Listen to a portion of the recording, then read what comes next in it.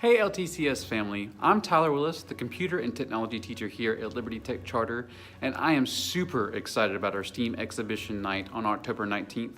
And I just want to take a few minutes to get you better prepared for some of the augmented reality experiences that you'll see on several hallways here throughout the building. That's right, augmented reality here for our Mavericks. If you take a few minutes and go to your application store, whether or not you're on Apple product or an Android device, you can find the app. It's called Zappar, Z-A-P-P-A-R. I've worked with the company for several years, and I'm super excited to see how our students use it over the next several weeks and months to take their exhibition night to the next level. So let me kind of walk around the building, show you where some of the different experiences will be, and let me show you how to use the app. So let's get started.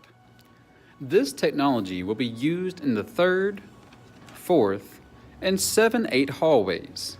And you'll know a display can be zapped if you see an image that looks like this on display. Now, let's take a quick look at how to use the app. Once it's opened, you'll see it trying to scan a zap code. Once it's scanned, the augmented experience will appear on your digital device. You may view this experience while hovering over the image, or it has a grab and go feature. To scan a new zap image, click the 3 lines and then the eyeball. And just like that, the students have done all the hard work, you've downloaded the app, you've had a quick tutorial. Now, we just need you to come to our STEAM exhibition night on October 19th. We'll see you there.